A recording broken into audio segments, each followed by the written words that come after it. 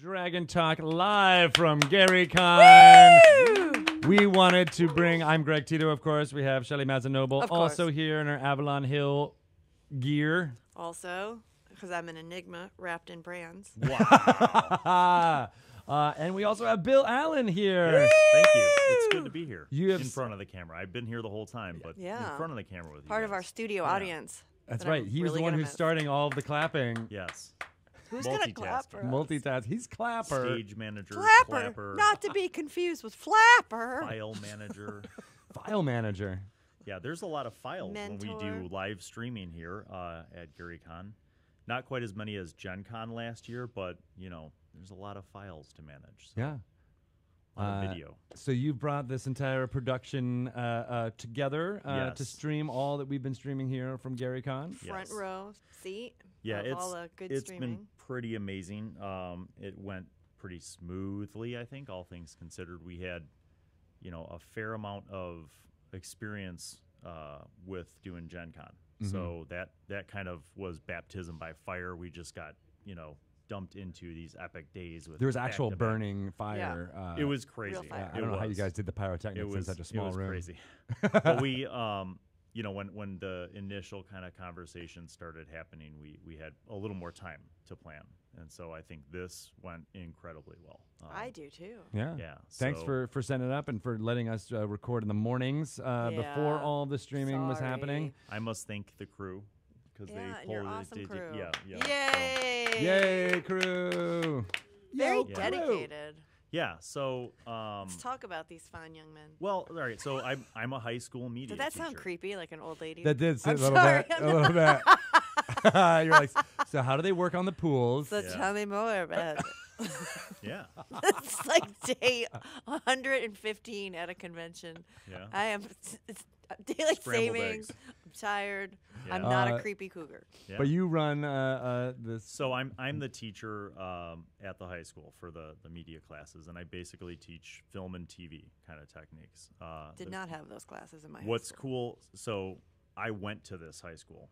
No way, really? I teach at the high school. Oh my God, this is like what sitcoms are made of. Yeah, it kind of. You're like Wooderson. Yeah. Speaking of creepy. So it's what high school is this? It's Lyons Township High School in LaGrange, Illinois. So we're in the suburbs of Chicago. I grew up there. I went and worked professionally in film and television for a while in the industry in Chicago. And then when my wife wanted to start a family, I needed a real job. So I went and decided to become a teacher. That's awesome. Presumably to teach English. And what happened was a fine happenstance of luck, fortune, blessings, whatever you want to call it. I find out that the guy at my old high school is retiring. They're looking for somebody who is an English teacher because it's under the umbrella of English, somebody who knows how to work in both the film and television worlds, run a studio, program a cable channel, and manage a production truck because we have one of those. Oh, cool. Jeez. So I told the bosses, I was like, I'm the only guy in the state who has all those qualifications. So I lucked out, man. I mean, it's awesome. I get to teach kids all the stuff that I did professionally. We have a very robust program. We've got an amazing studio. We've got a ton of community support over the years. So alumni support, community support, and we're hustlers. We do hundreds of programs a year. That's right. Like what? Tell us what some of them. So we have, like I mentioned before, we have a production truck. So we do live sports, like I'm not going to say pretty well. I'm humble, but I have to brag a little bit. Okay. Yeah. So like this year we won a student Emmy award for live sports. Wow. Like we got Oh my God. Emmys? From the National Academy of Television Arts and Sciences. We have a big. You have an Emmy? Yeah, it's for the student. You're production. Emmy award winning Bill Allan. Yeah. I am literally. It's kind of crazy. We got to get you and Sam Riegel in a battle of wills. And when they did it, like they had Tom Bergeron as the host from LA. Like it was live streamed, and they we didn't know, we knew we were a finalist, and that it was down to 5 out of 2,000 entries in the nation, and when right before we were going to go live, my right hand, who you guys know, David, was like, we should put a camera up. So Brian was there, David was there, the kids were all there. We're watching the live stream, and they announced it, and the kids lost their minds. Oh my God, that's so cool. And I was like, please let us win, because we do a ton of live sports. We do like 100 live productions of just sports a year. From the high school, right? From the high school, but all over the community. So we do all the high school's live sports, but also all the fine art stuff. So choir, band, jazz band, orchestra. Nice. We do video for the school, but also for the community. So it's like the kids have tons of opportunities, and that's what I love. I wanted to build a program that was all about learning hands-on, because I get a lot of students who they're not what I'd call academically strong. Right. They don't necessarily maybe think about going to college, but they're amazing with video when I get them going, and they find that groove and they click and something clicks for them. And then, for me, it's like if I could ignite that passion to get them into it and teach them real valuable stuff that I learned in the industry. Yeah. And hook them up with tips about how to get, work, then it's a win. So fast forward, it's been 12 years. Really? I've been teaching for 12 years. So that's amazing. It's crazy. Congratulations on the win. Yeah. And I love how Dungeons and Dragons weaves into this, because what have you been doing recently? You're obviously a Dungeons and Dragons fan. I see I see an ampersand. Yeah. So I got that a few years back. Right there. That looks really good. Yeah. I've been playing since '78. My brother taught me how to play before I could really read and write, and so it's all I've known. That I think there's two things, the media, film, and TV world since I was a kid, and D&D. But never had they crossed paths until now. Well, actually, until the last few years. Yeah. Anyway. So it was like 2017. And my friend Brian Thomas and I were collaborating to do his show for his Initiative Brian. Coffee. For Initiative Coffee Company. We had just wrapped up a little 4-episode run of his Emerald Blades program, and then we were doing The Bard's Tale. And we had been shooting promos and shooting the first episodes and stuff. Well, the school year started, and we'd shoot Brian's show a couple episodes throughout the months. Towards the end of that first semester in December of 2017, we had left the studio up kind of like this, but minis and terrain are all over the place. And the high school kids were like, "Wait, Mr. Allan, instead of doing a final film project, could we play D&D?" And I was like, "No," And then I was like, "Wait, yes, we can." I'm like, "We could do this. You guys could play D&D, and you could actually be involved with and run the entire production. It would be a cool end of semester whole class project." So we did. I posted it on my channel just thinking this is a cool thing, where I got to merge the two passions. And it just started taking off in crazy ways. And we did 4 episodes because it was the end of the semester. It was like a joke. It was the end of the semester, and it just kept going and going and going, and hundreds of thousands of views. And people were like, "When are you doing the next season?" I'm like, I don't have a next season. What are you talking about? The kids all graduated. Kind of. It was next semester, so there are a lot of changes. But we did. We got a new cast, and then we played more, and that was season 2, and that was epic, and things just kept growing and growing. So now we're into season 3, deep into season 3. 2 of the kids who are on the cast of season 3 are here and have been working all weekend at GaryCon. Thank you. Yeah. You're doing good stuff. Beecher and Tony are on the season 3 cast, and then Jack and Michael are crushing it behind the scenes, producing and directing for those shows. So how big is your class? So it's funny. We have a big high school. There are 4,000 kids. Oh my at our high school. God. And I have, out of all of my classes and the club, because there's an extracurricular component to it, I have maybe 40 kids.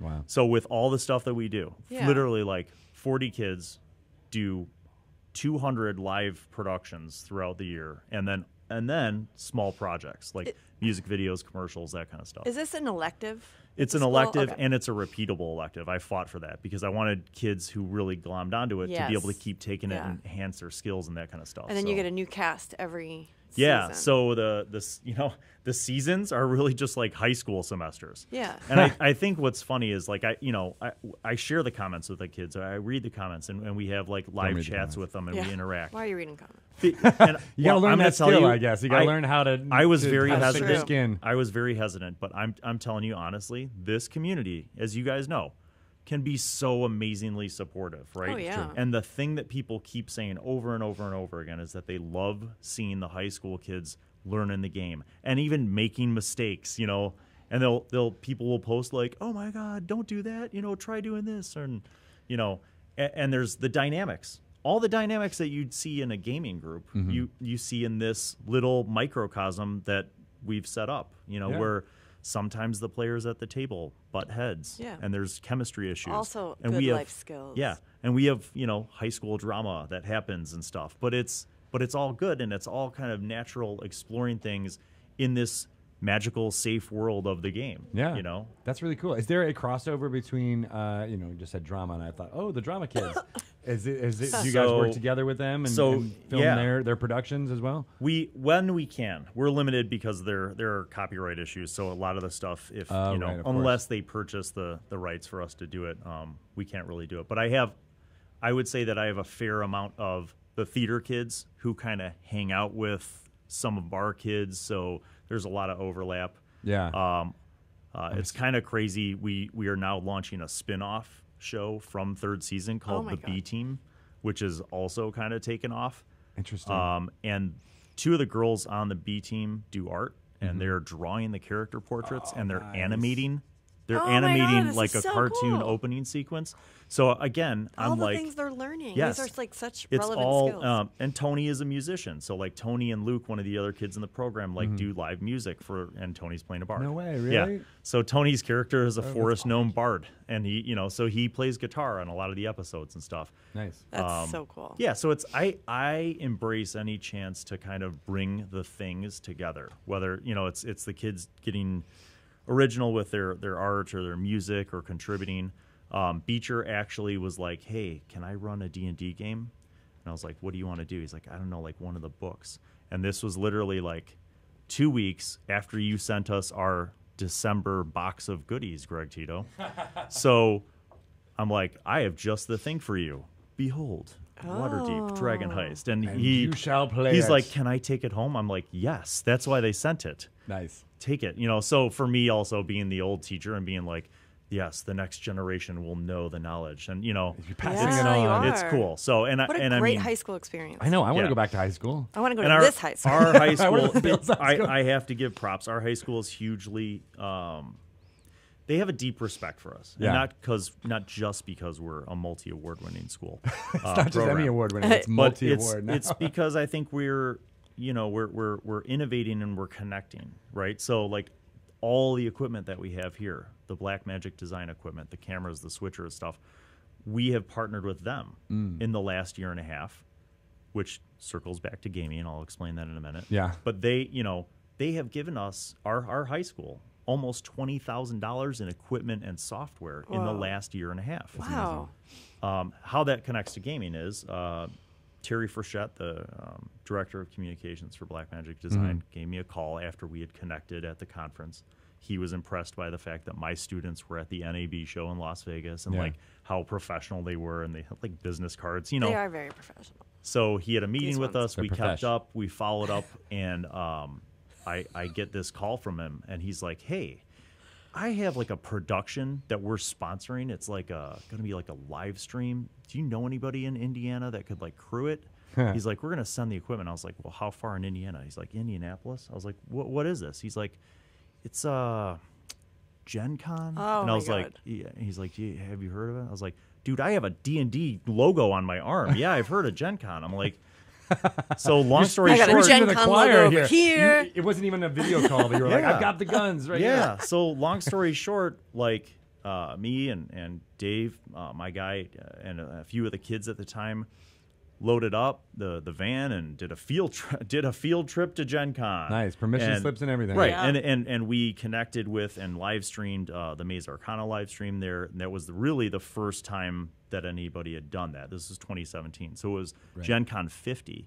Oh, yeah. So in addition, while we're there, I'm like, this is a treasure trove. So we did the entire video for the retrospective. We did the Geek and Sundry after party, like just everything. That's and nice. it was a great way to connect. And the kids got to see all that stuff. And they it's like it opened their eyes about what a cool other world there is. Yeah, that's really awesome, man. Like I said, I think I would love to go to a high school like this because there was back in the 90s when I was there at my high school in Connecticut. there were like tendrils of this. There was definitely a video production like team. We did avid editing of 2 VCRs going back and forth, trying to find stuff together. But it was like really nascent. Like it wasn't like necessarily there. And then I was also a theater kid too, and we would put all this work and energy into putting these musicals together, and that was it. If you didn't remember what happened during the thing, there wouldn't be, and then sometimes there'd be a single camera just kind of taking a shot of the thing. And so my brother had done some video production stuff at one of the local colleges, and so I ended up basically hiring him to get 3 cameras and at least try to make a little bit better of a representation of what it was like to be in the theater. But looking back at those videos now, you're kind of like, oh man, if only we had the kind of skill and really investment and trust that this school has given to this group. I mean, how great would that have been? Yeah, all that stuff is crucial, and it again goes back to what I was saying in the beginning. Like, I've been teaching for 12 years. My dad was a teacher for 25 years, so nice. I mean. You've been part of that world for a long time. I've seen the pendulum swing, and I just feel like it's really important that you give opportunities to kids to try other things. Instead of just focusing on testing and AP classes and stuff. Because not every kid is necessarily going to go to to college, and there are so many opportunities, and I feel just totally fortunate to be able to work with kids and teach them these real valuable hands-on skills. Yeah. And then to watch, in the last 12 years, I have a network of alumni now who are in the industry, who are making opportunities for the newer kids just graduating. It's crazy. That's so awesome. I'm like, that's my goal. I want to teach my kids so that they have a leg up, they could get in the industry and be successful. Yeah, and it's not like the skills that you're teaching them are going away anytime soon. Yeah. I mean, this is where everything seems to be heading anyway. So. Especially for Dungeons and Dragons and streaming and live streaming and getting all that down. Yeah. I mean, you're doing the thing too that I think is really smart, and what my theater director did and how he treated us back in the 90s was that you're co-creators. It's not like you're the person and you got to dictate and make it all happen. You're treating these students as if they are creating their own projects and treating them like adults, and making the project their own. Yeah. And those skills are something that's super, you can't teach that. You really have to do it with the guidance, with someone to give you advice perhaps, but you got to have that responsibility and also have the safety to fail. To mess up. Yeah. And be like, all right, how are we going to solve this problem? This is a great example. So we might be, great at football and basketball and all the sports that we do because we do it every year and dozens of times. But how many times do we go to a convention and have to set up a room, completely set up a room? Yeah. Right. And be literally in charge of it. And so for me, like last night was, the end of the live streams of the games. And those were really long days. Yeah. And I had such huge pride for my kids who worked the crew because they rocked. Like, they just rocked it like pros. Yeah. And that's ultimately, like, you can't teach that out of a book. It has to be an experiential thing. So, for sure, for them to be able to come out and do this and see how all this stuff has an impact is huge, too. So the kids that are playing D&D, are they new to D&D, or is it a mix? So Beecher is the only person who had played D&D a few times before we started. So everybody's a newbie. And it's a mix of boys and girls. Each season's a little different. It kind of depends on who's around. Mm-hmm. That's why the semester has a big impact on the seasons. Do they want to be on the cast? Or is there more it's totally an optional thing. And it's also optional, like if they don't want to be on the cast or they don't have time, it's not a big deal. Okay. It's a very low pressure thing. And, so Beecher ran Waterdeep and did, I think, 4 episodes. And people are like, when's the next episode coming out? And I'm like, slow down. They're high school kids, and spring sports just started. Yeah. And half of them are in, track. They have bedtimes. Yeah. But people really do. I mean, the comments are really nice and supportive. People really do love it, I think, because it's kind of fun. If you're older, it's fun to like relive the nostalgia of like what it was like to be a kid starting off in the game. I love it. And then I get a lot of feedback and like letters and comments and stuff from people who are younger kids who are like their age. And they're like, I want to, play D&D, and what do I do? And I'm like, talk to people at your school, start up a club, all that stuff. So it's kind of cool to I don't know, to be like the high school, evangelist for D&D, but I keep running into people even here this weekend. There was a guy who's a middle school teacher who just started up a club. No way. And has like 40 kids already. And I was like, yes, go, brother. So I know in my life, like this is my testimonial that I tell the kids for why I do it, is D&D had such an enormous impact. And all the role-playing games had such an enormous impact. But, D&D was the first one. I think, I can credit it to my passion for reading, for writing, creative expression, theater, all the things that I did, music, all tie into, being able to do that. And then also just learning how to interact with people and kind of play different roles and all that stuff and how to read people. Empathy. And just, and story arc and creation of, I love world building. Some people don't. I could just map things out and world build all the time. Me too. It's also important to learn how to fail. Yes. How to handle success. Even. Yeah. I explain the good death. I'm like, some of my best memories of D&D are when a character died, either from like a noble task or just sheer stupidity. Right. And it was funny. It's usually a good story. Those are the best stories. It's true. Yeah. It's true. Well, you've done great work here at Gary Thank you, Con. guys. I really appreciate it. It's been an honor. I love all of the of what you're doing. I think this program again. I'd love to go to this high school, and now I want to move to your town and send my kids there so they can learn from. Oh yeah, from let's you. do it. Yeah, let's do it. We're moving to Indiana. All right. Brian and I started up Illinois. Yeah, it's close enough. Brian and I started up Iowa. We're going to Cedar Rapids. Indonesia. Yeah. Let's go. Maybe we do need to go back to school. Maybe. I don't understand how geography works. Illinois, Iowa, Indonesia. Shelley just jumping the fence. No, it's pretty cool to see it all kind of grow, and we're hoping to have some more people come. But we started up our own little con, Lion Con, and so this February was the second year. Is that the mascot of your high school? The lion, yeah. So it's been great. We've had a lot of community involvement, a lot of people helping to support it and stuff. But it's again another experience for the kids being able to be here. Who might be listening to this interview, check it out. Like you guys are. All of my stuff and all the shows are on Bill Allan World.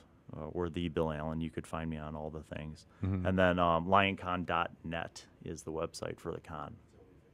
Till we fix that. Yeah. LYON, LionCon. LionCon. Awesome. Right. Yeah. Well, again, thank you. Excellent you guys. Fantastic. Thank you to your crew.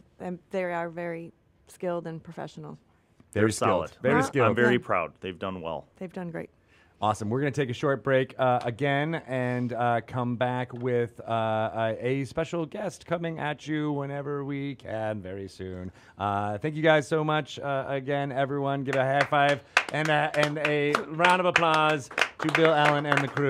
Yay! Yay! Good job, crew. All right, we'll be back in a couple minutes.